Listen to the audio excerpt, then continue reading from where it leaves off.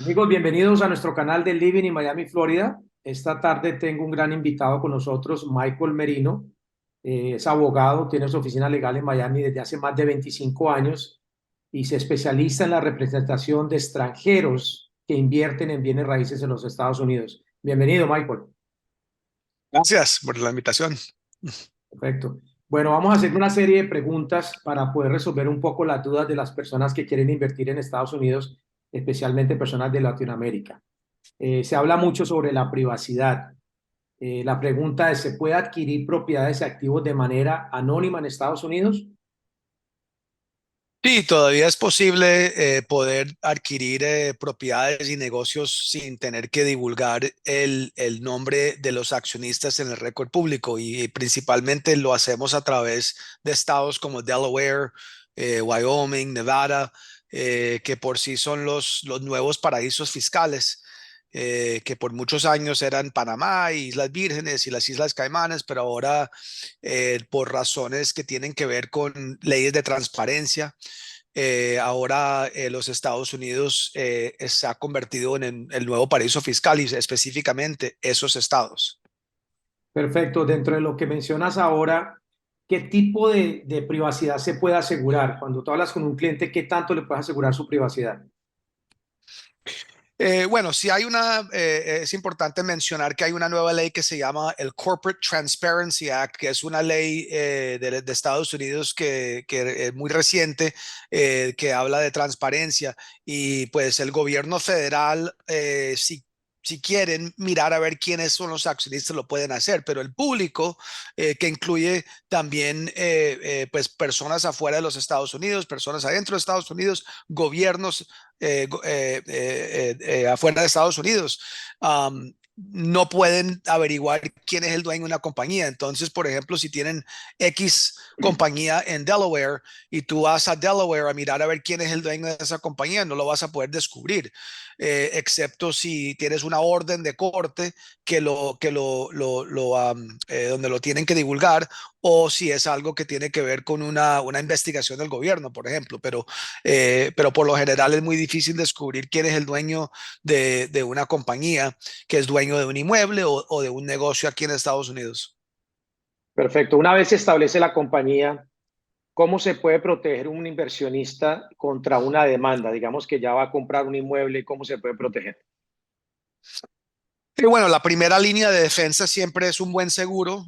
Yo siempre aconsejo que compren un buen seguro con una buena compañía conocida. Eso sería la primera línea de defensa y después de eso, pues eso, para eso esa es la razón principal por lo cual creamos entidades corporativas. La entidad corporativa, el propósito principal de una entidad corporativa es para proteger a el cliente contra demandas de afuera. Entonces, si están aquí en Miami y van a un bar ahí en South Beach y se toman unos vinos, salen del restaurante y atropellan a un ciclista o algo así, sabes que aquí es el país de las demandas, 100% te van a demandar y esas demandas son a veces de millones. Y si tu seguro de carro de tu alquiler solamente cubre 1 millón y te están demandando por 5 y obtienen un juicio por 5 millones de dólares, claro, te pueden atacar lo que tú tienes personalmente. Pero si tienes ese apartamento que compraste en Brickell en efectivo por 1 millón de dólares, no te lo pueden tocar si está a nombre de una compañía, pero si está a nombre de esa persona personalmente, claro, la pueden atacar y pueden forzar la venta de ese apartamento para cubrir la cantidad que se debe debajo de la orden judicial. Perfecto. Entonces, ¿cómo se podría proteger el patrimonio entonces? ¿Con el seguro? ¿Alguna otra opción? Sí, claro, ahí también lo que nosotros muchas veces creamos son estructuras de varios niveles. Entonces, una manera común de proteger el patrimonio sería crear una compañía. Vamos a dar un ejemplo que hay 4 propiedades. Crearíamos 4 compañías para cada propiedad y esas compañías tendrían como accionista una compañía de Delaware. Esa compañía sirve como la administradora de todas las propiedades y esa compañía de Delaware, el dueño sería lo que llamamos un domestic Asset Protection Trust, que es un fideicomiso especial que se haría en Nevada o en Wyoming o en Delaware, que tiene dos propósitos. El primer propósito sería para planear sucesión y el segundo propósito es protección de activos. Eso es lo que yo llamaría el Rolls Royce o el Ferrari de protección de activos, que están cubiertos pues por todos lados. Ese sería una estructura sugerida, dependiendo también de la cantidad de activos que tienen. Si estamos hablando de temas multijurisdiccionales en varios países, en varios estados, no hay lo que llamamos en inglés one size fits all, o sea, una sola talla para todos. Cada situación es particular dependiendo de los hechos, dependiendo si vienen de un país donde hay un tratado. Por ejemplo, en México hay un tratado para impuestos de ingresos entre México y Estados Unidos. Con los países norteeuropeos hay tratados para el impuesto de herencia, que pues lo vamos a hablar ahora esos temas, pero sí, mucho dependen los hechos del caso. O sea, si alguien está Ah, comprando un apartamento de $70,000, que hoy en día no existen muchos, pero los hay, no hay. comparado a alguien que está comprando un apartamento en Brickell de 2 millones. O sea, depende. Entiendo. Ahora, si hablamos un poquito de los casos particulares en cuanto a la estructura de corporación, ¿ustedes qué recomiendan? ¿Una LLC, una Corp, una C Corporation? ¿Qué tipo de compañía sería la Eh, mejor? y es lo mismo, dependen los hechos. Ok, te voy a dar un ejemplo. Con una LLC la persona va a pagar cuando toma distribuciones, pagaría dependiendo del ingreso mundial de esa persona. La tasa más alta en Estados Unidos es 39.6 de impuesto de ingreso, dependiendo del ingreso mundial de la persona. Entonces, pero si la persona tiene un ingreso alto mundial, puede que no le convenga la LLC, puede que le convenga la corporación. ¿Por qué? Porque a la corporación el máximo sería 36%. Entonces, pero como te digo, depende el ingreso. Si una persona tiene un ingreso bajo, pues puede pagar mucho menos de 39.6%, podría ser 20, 15, mucho depende del ingreso mundial de la persona, en cuanto van a pagar, qué tasa van a pagar. Perfecto, Entonces, ya, como te digo, es difícil decir, mire, esto lo debe hacer todo el mundo igualito, pero no es así. Depende. perfecto. Ya que entramos ahorita a la parte de lo que es la compra en sí, pues digamos que ya estamos en la parte de la poscompra. ¿Qué tipo de Ujú. impuestos espera pagar un extranjero no residente en Estados Unidos y si de alguna manera se pueden evitar estos impuestos? Bueno, definitivamente hay muchas maneras de minimizar, de diferir y de evitar.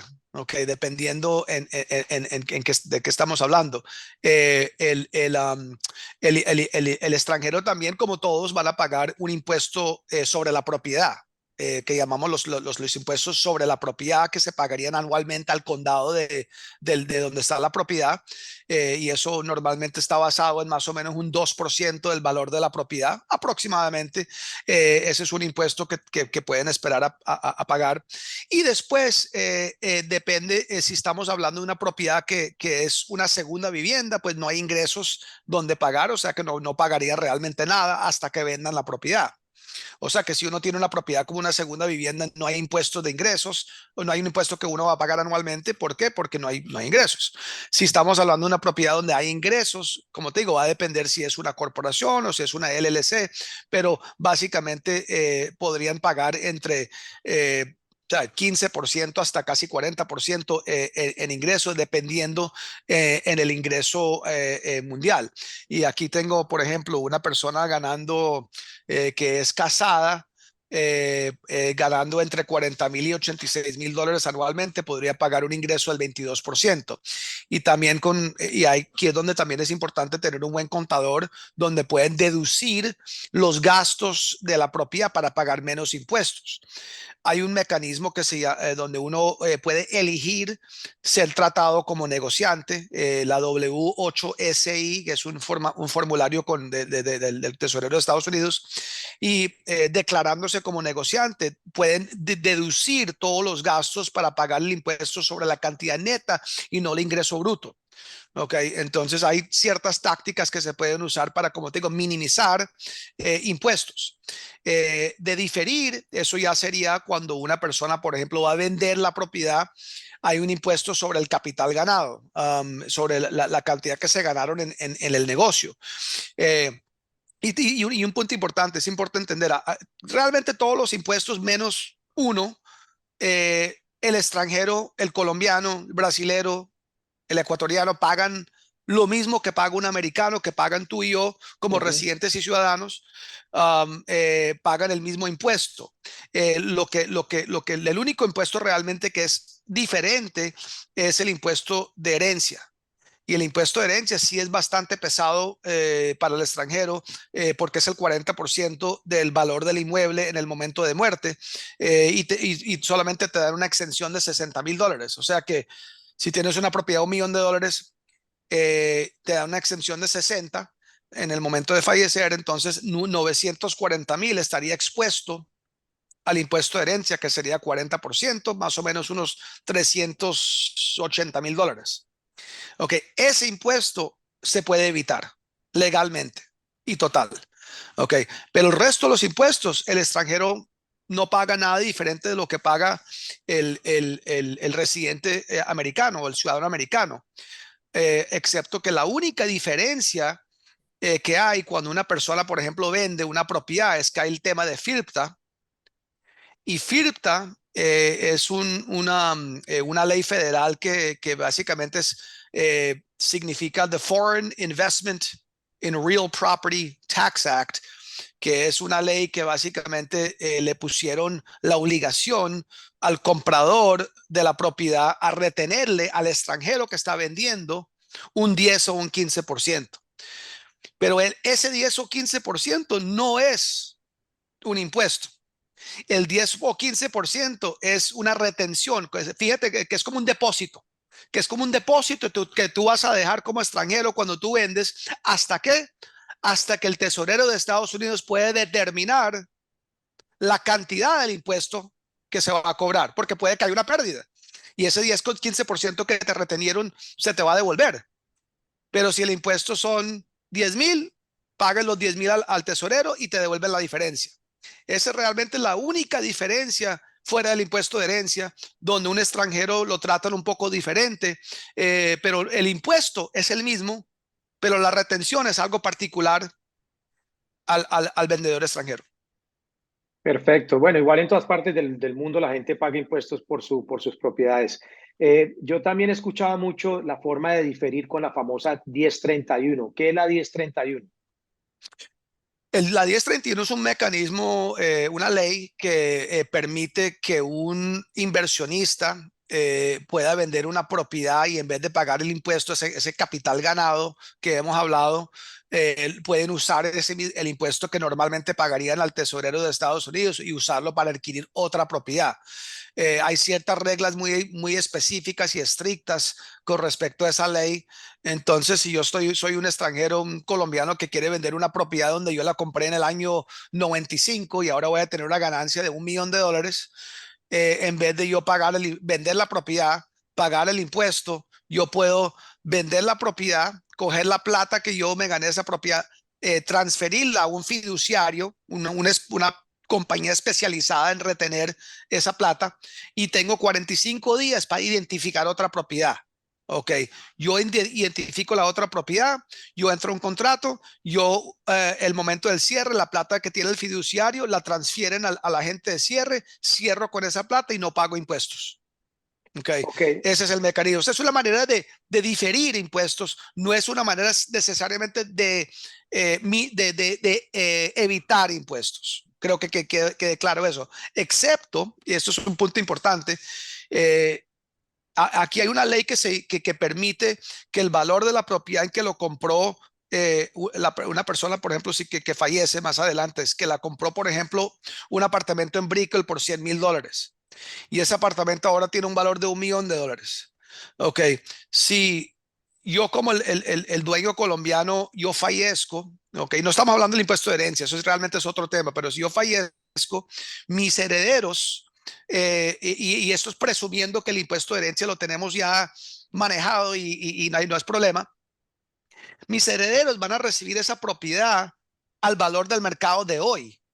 Entonces mi heredero coge esa propiedad 1 millón y si él la vende al próximo día, no hay impuestos. O sea, él no adquiere la propiedad al valor que yo la compré, la adquiere al valor en el momento de muerte. Y eso es una gran ventaja aquí en la ley que permite ese tipo de lo que llaman stepped up basis, que le permiten a uno incrementar la cantidad al valor del mercado de hoy.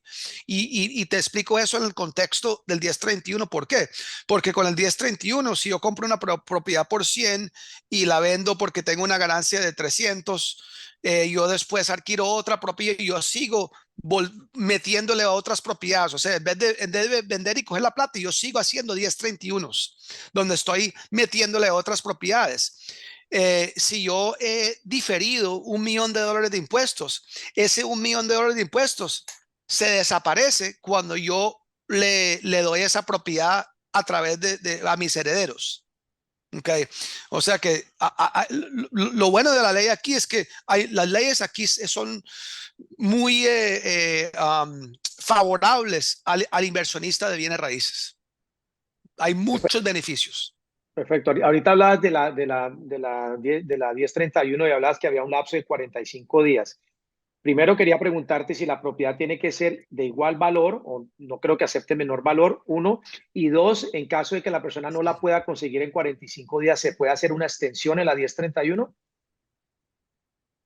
No se puede hacer extensión los tiempos son muy estrictos. Ahora, uno tiene 180 días para cerrar. Entonces, lo que yo normalmente sugiero, porque los tiempos son estrictos, es no solamente firmar un contrato, pero firmar varios con el due diligence, con el periodo de inspección. Por ejemplo, un contrato lo firmamos con un periodo de inspección de 30 días, el otro con 40 días, el otro con 60 días. ¿Para qué? Porque si se nos cae uno en el 44 días, tenemos otra propiedad que ya identificamos adentro de los 45 días. Perfecto, me queda súper claro. Sí, ¿Existe algún otro método que se pueda usar para evitar o diferir o minimizar impuestos aparte de los que ya mencionaste? sí, hay uno que es relativamente nuevo, tiene unos 5 años en la ley que se llama zonas de oportunidad. Y zonas de oportunidad son áreas de alto desempleo o zonas que quieren levantar y quieren promocionar inversiones en esas áreas. Entonces, si uno invierte en esas zonas, también tiene la oportunidad de diferir impuestos. Y si tú, por ejemplo, coges $500,000 y lo metes en una zona de oportunidad y la mantienes ahí por 10 años, si tú te ganas $250,000 de ganancias durante esos 10 años, esos 250 que te ganaste, mientras la propiedad está en esa zona de oportunidad, no hay impuestos. Y lo bueno del sur de la Florida es que hay muchas zonas de oportunidad que están en zonas que son hay mucho movimiento. Por ejemplo, Aventura, Wynwood. Hay áreas por Delray Beach, por ejemplo, que son áreas de zonas de oportunidad.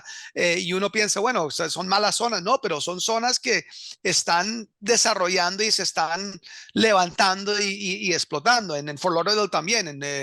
Entonces, hay mucha oportunidad por ese lado. Perfecto. Mencionabas ahorita hace unos minutos sobre el tema de la sucesión, o sea, las herencias, que creo que es algo muy importante, Mm, digamos. Como sí, extranjero, viene una persona, compra algo aquí y siempre existe la pregunta, ¿qué pasa si esta persona fallece teniendo una propiedad, un negocio en Estados Unidos? ¿Qué pasa con esta propiedad, con este negocio? claro. Bueno, primero hay que distinguir entre el impuesto de herencia y la parte sucesoral, porque sucesión es planear, es estructurar las entidades corporativas de una manera donde uno indica a quién quiere que le deje las propiedades, quiénes va a ser encargados. Eso se puede planear, eso es un lado. Lo otro es el impuesto de herencia. Entonces, con el impuesto de herencia, eso hay efectivamente dos maneras de evitar ese impuesto. Uno sería comprar un seguro de vida que pague suficiente en el momento de muerte del extranjero para pagar el impuesto. O sea, si tengo una propiedad de $1 millón en Brickell, yo sé que voy a tener que pagar por lo menos unos $400,000 de impuesto al tesorero de Estados Unidos. Yo compro un seguro que va a pagar 400 o $500,000 para que mi familia lo pueda usar para pagar el impuesto. Esa es una manera de hacerlo. La segunda manera es una estructura especial habría que incorporar un offshore, una compañía en el exterior.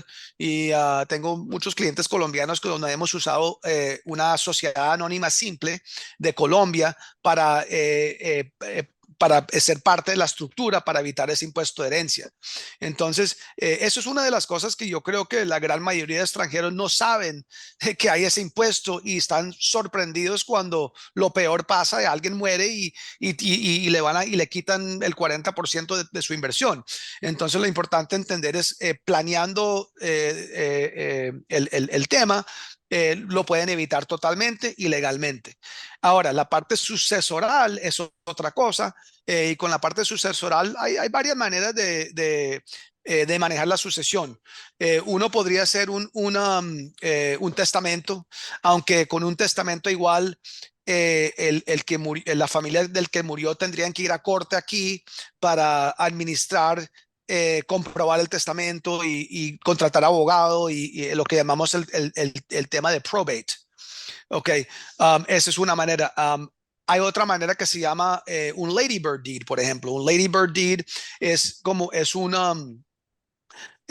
una especie de escritura testamento. Ok, y disculpen. Tranquilo, Es una, tranquilo. es una escritura, disculpe que me estaba entrando mi llama. Es una especie de escritura testamento en donde en la misma escritura yo puedo decir Michael Merino por vida con el remanente a mis dos hijos. Y con ese tipo de escritura es automático. Entonces, cuando yo fallezco, automáticamente, por operación de ley, esa propiedad le quedaría a mis herederos. Esa es otra manera. La manera más común y lo que yo normalmente sugiero es un fideicomiso. Un fideicomiso civil. Y yo creo que las personas que van a ver este video, me imagino muchos son de Colombia, y en Colombia la ley de fideicomiso civil es relativamente nueva y se está desarrollando más. La figura antes no se usaba mucho, hablaban más de testamento, pero creo que se ha desarrollado mucho más. Entonces, ese concepto es un tipo de documento donde uno planea la sucesión y uno apunta un trustee, un fideicomisante.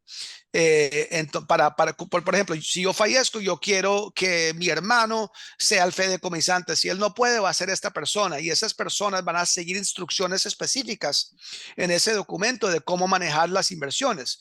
Yo puedo decir, bueno, si yo fallezco, yo quiero que todas las propiedades se vendan, y la plata que entra la quiere poner en un fondo del Standard and Poor's Fund, un fondo de inversión que lo que produzca, quiero que esa plata se le dé a mis hijos por X cantidad de años. Uno puede planear lo que uno quiera dentro de ese documento. Entonces, ese documento o ese fideicomiso sería la cabecera de toda la estructura. Entonces, en el ejemplo que te di anteriormente, donde tenemos una compañía de Delaware que es el administrador, ese administrador, el dueño de ese administrador sería el fideicomiso. Entonces, tienes protección de activos, tienes la parte administrativa, después el fideicomiso te da la parte sucesoral. Y para evitar el impuesto de herencia, debería haber en esa estructura también una compañía del exterior para poder evitar el impuesto de herencia. Quiere decir entonces que de esta manera se aseguraría que esta propiedad o negocio pasara a los herederos sin la mayoría de los problemas, básicamente con esa estructura que mencionas ahora. Exacto, exacto, exacto. Pero, Cada parte de la estructura tiene su propósito. Ok. Y ese normalmente es la sugerencia para los clientes extranjeros que tengan pues esos pedazos de la estructura para protegerse contra el impuesto de herencia, demandas, minimizar, diferir, evitar impuestos, y más que todo para evitar el impuesto de herencia. perfecto. ¿Qué obligaciones tienen las personas que invierten en Estados Unidos, en este caso en Colombia? ¿Qué obligaciones tienen ellos a nivel tributario por las propiedades o negocios que tengan acá? Bueno, no puedo comentar mucho en la ley de Colombia y yo normalmente trabajo con mi contraparte en Colombia, un asesor tributario, abogado en Colombia que pues me guían qué hay que hacer, pero por lo general, si una persona tiene una propiedad aquí, paga impuestos aquí de ingresos a los Estados Unidos, recibe un crédito en Colombia, o sea, no hay doble tributación con tal de que pueden demostrar que el que se pagó aquí no tendrían que pagar ese impuesto en Colombia. Ahora, como en Colombia ha cambiado muchísimo la parte tributaria, eso también obviamente podría cambiar, pero por ahora lo que tengo entendido es que ellos recibirían un crédito por lo que pagan allá, aquí, versus lo que tienen que pagar allá. Ok, y otra de las preguntas que tenemos, y para terminar ya la charla, Michael, es, ¿las personas cuando venden pueden regresar sus recursos a su país? Sí, claro. Aunque como te expliqué en la parte de FIRTA, con tal de que paguen su impuesto aquí, después de pagar el impuesto pueden hacer lo que quieran con la plata.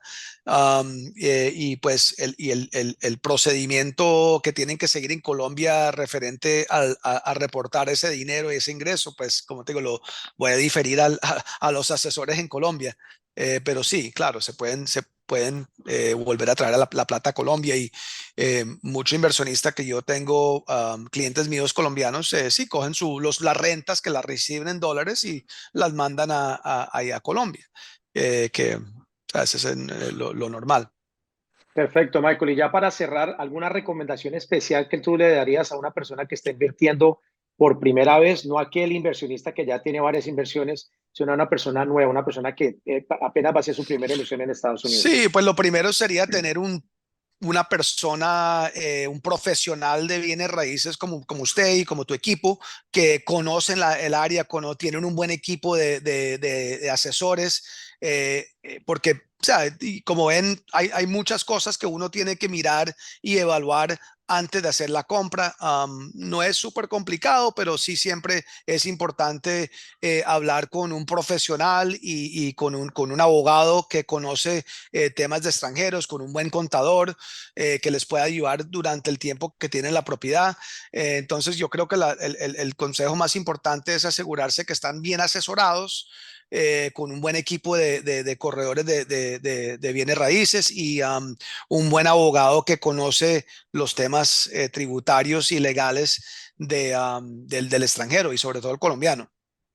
Perfecto, Michael. Pues te agradecimos muchísimo. Creo que con esta charla por lo menos estamos disipando varias de las dudas que tienen nuestros clientes. Obviamente, muchas gracias por tratar con Sí, nosotros, claro que sí. aparte con nuestros clientes, porque siempre lo has hecho.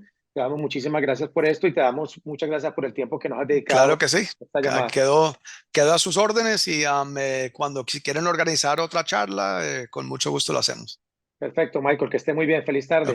gracias. Hasta Feliz luego. tarde. Bye Chao. bye.